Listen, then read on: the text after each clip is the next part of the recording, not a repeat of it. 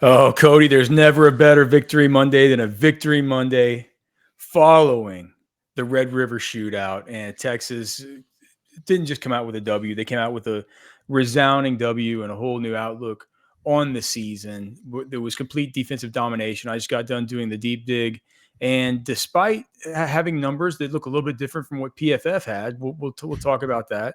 It was still a game where Texas on defense, if they can bottle this up historically, at least over the course of the last two seasons, whenever Coach Sark, Coach PK, and the rest of this Texas staff have integrated into the program players that they've actually recruited, transfers that they've actually brought in, and they've accomplished the goals that they've set out to accomplish, namely getting to the conference championship game, winning the conference championship game, and getting to the college football playoff.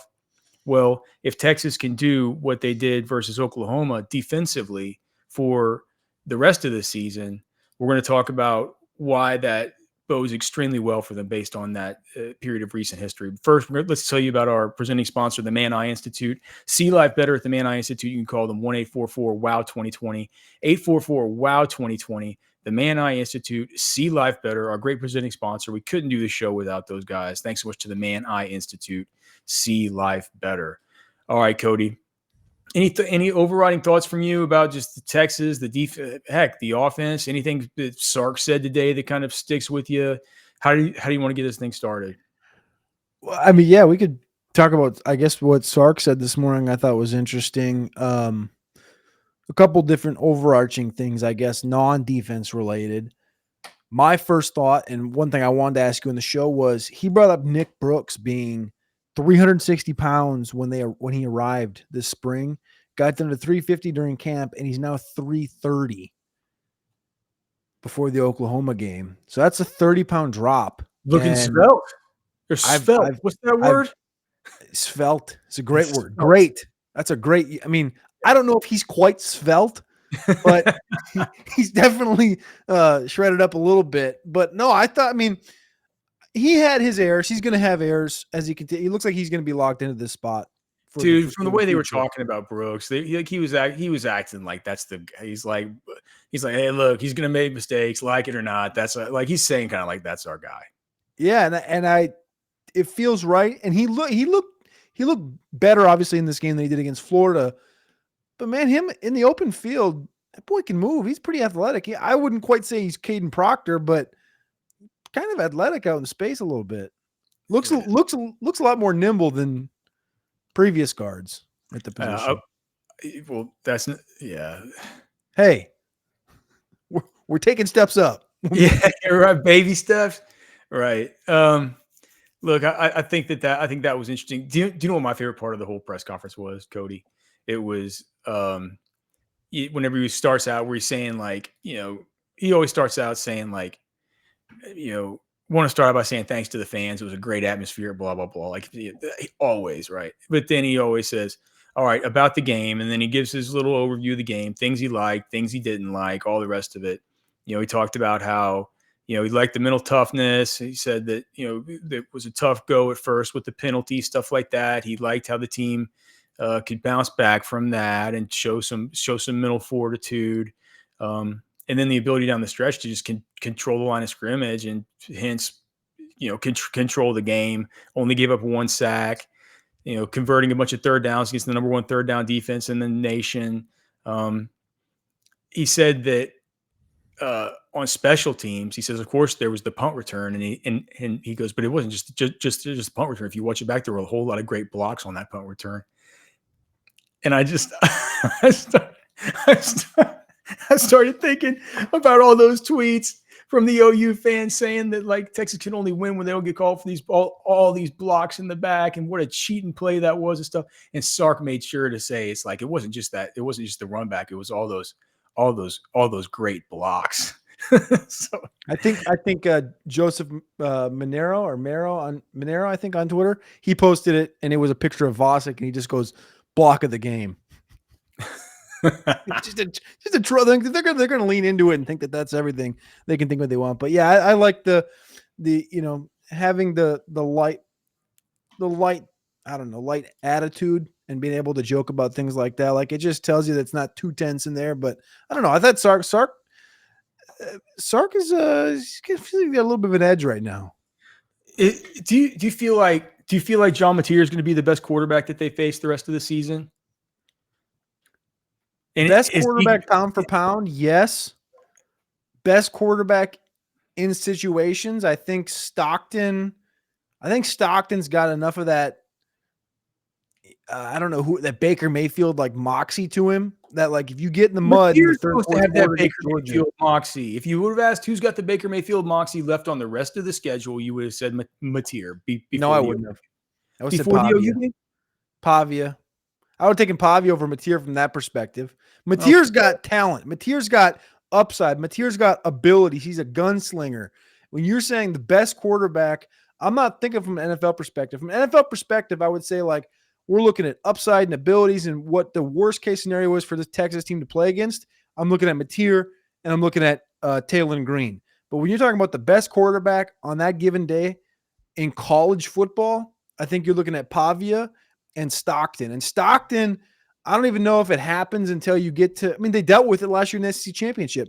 I think Stockton and this Georgia team have a little bit of their culture is this like, this mentality that hits and they hit a wall in the third, fourth quarter and they turn it on. And Stockton's got a little bit of that Baker Mayfield, like, I'm going to bite your head off. He doesn't show it like verbally, just like Mateer doesn't really verbally show it, but he's got it in there. And so I don't know. I don't really know if there's a best quarterback of those four, but I think all four can show up in any situation. Obviously, Mateer didn't this weekend. I never really saw Gunnar Stockton like what he looked like just from an appearance standpoint until SEC media days.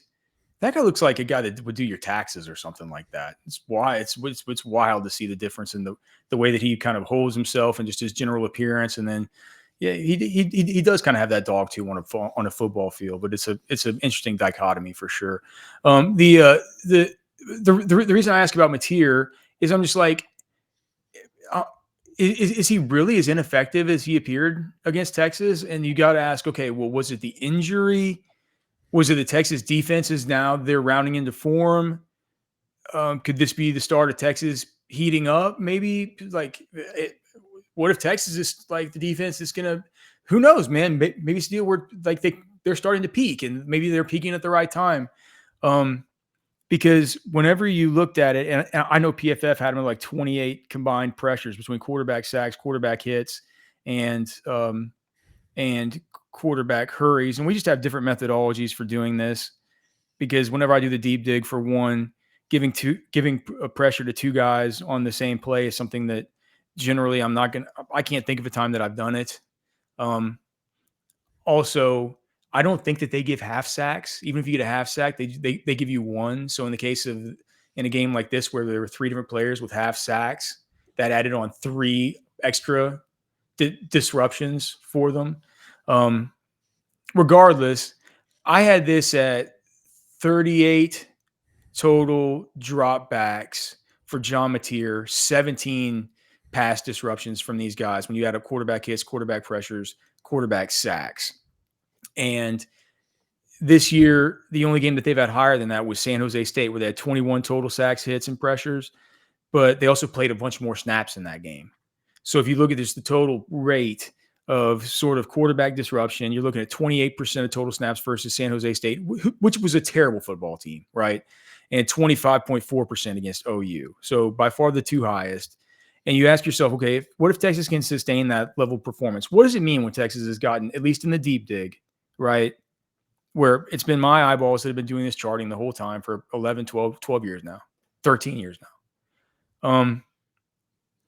So over the last 2 years, once Sark has gotten his players to Texas, and Texas has been good again, right? Texas has been good again for the last 2 years, right? They've gone to their conference title game. They've won one. They've played in another. They've gone to the CFP. They've gone to the semifinals, right?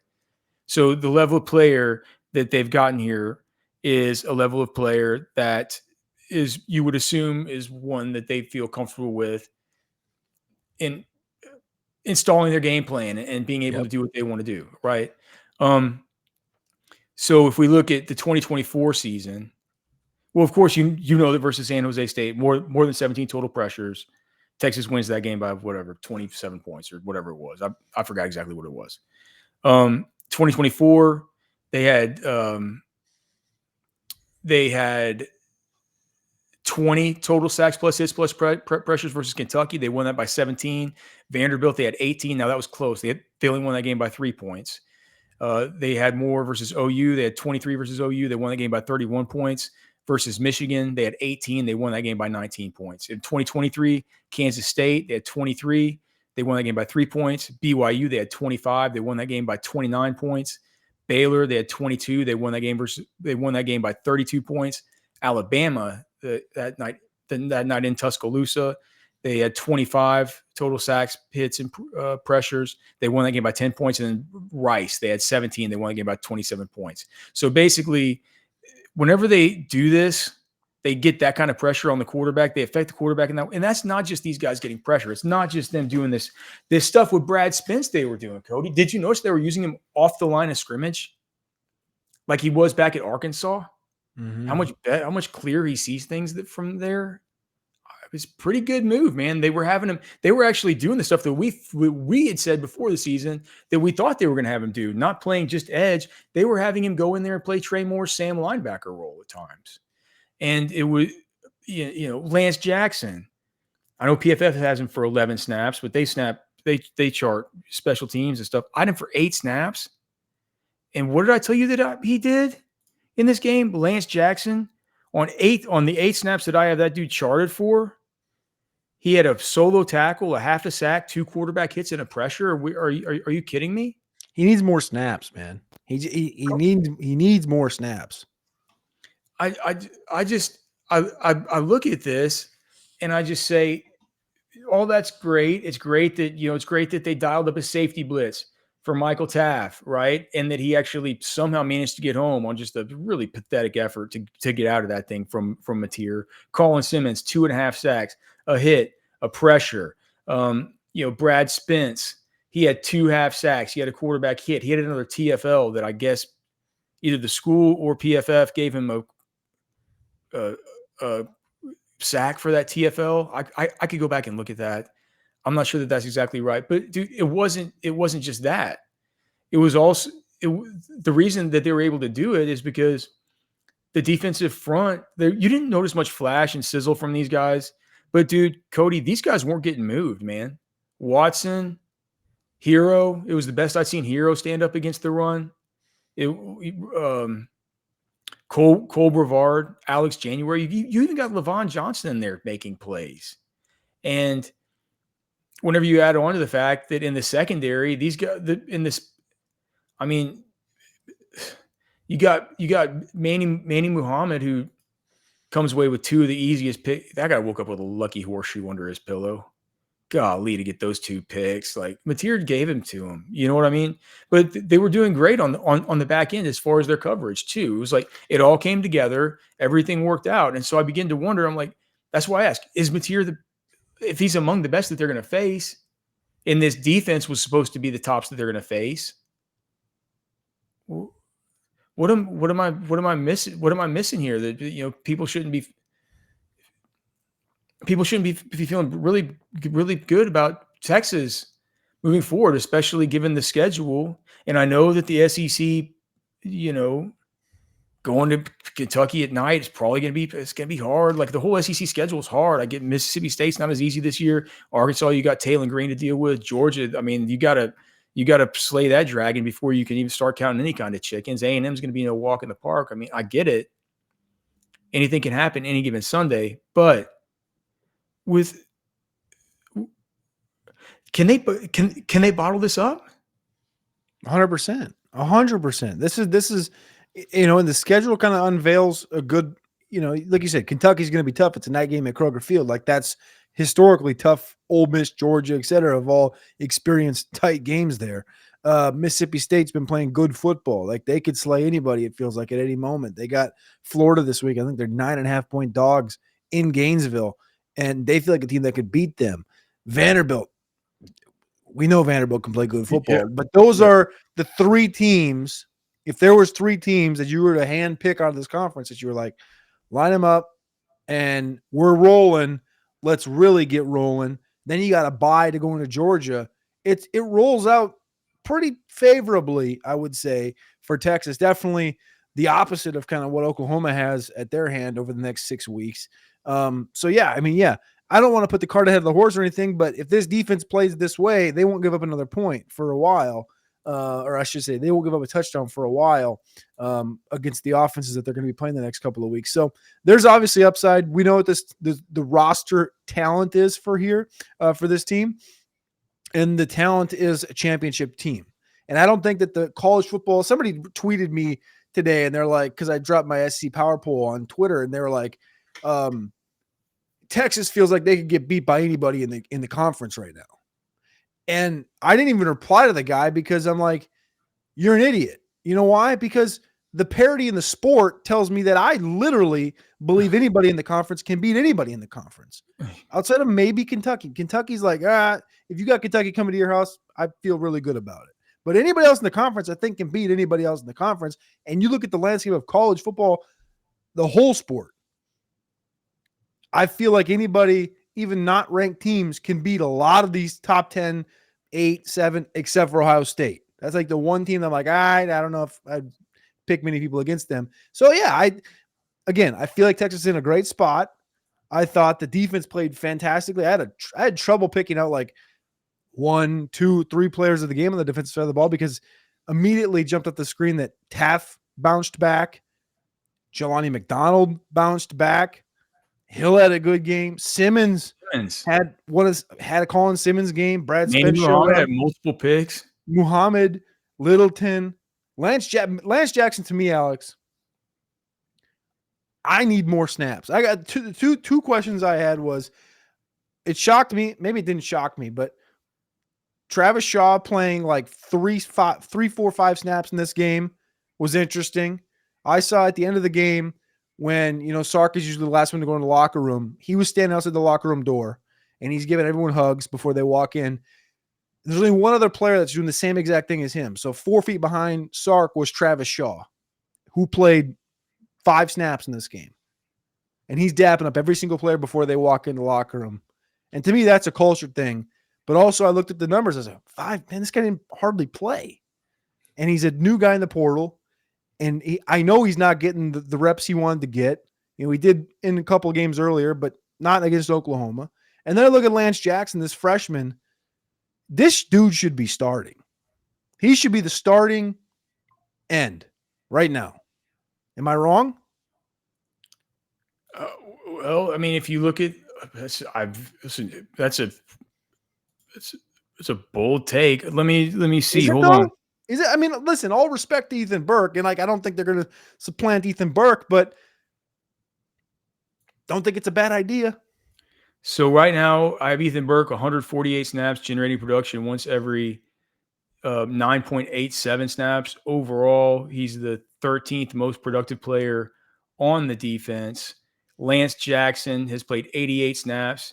He's generated production once every 8 point. So he's generating production more often after this last game.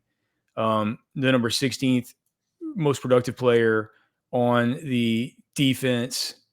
How was Ethan Burke more productive than him? Burke had like 1 tackle in the game. No, I mean on the season, on the entire season. But I mean, Ethan Burke's played 60 more snaps than Lance Jackson, and he's only, I mean, 1, 2, 3 4 spots ahead of him on the list. And Lance Jackson, of the players who played less than 100 snaps this season, is number 2 as far as the guys that have played less than 100 snaps, now right behind Brad Spence. And so Brad Spence has only played 82 snaps. But I think it's interesting if you look at the snaps per production by week, and you just look at where Lance Jackson is right now. You see he went from like, he was trending around like 13, 14, 16 snaps per production calls versus Florida. One game like this takes him right back into the 8s. So yeah, on a per snap basis, he's been really good. Ethan Burke's been playing less and less and less and less. It's just that whenever he's been coming out, it hasn't always been Lance Jackson. It's been a little bit of Zini Musolo, this type of player. And I think you're right. If you're asking me who I'd like to see more, and Zena plays both. They both kind of play both, right? They can play on either side or do whatever, it's depending on the personnel package and the alignments that the team is going with as far as the defensive front and the look that they're trying to give. But yeah, I would say that certainly based on this game and based on the fact that, God, man, he's a stud, dude. I think that you're right. I think that Texas would be wise to let us see more of him.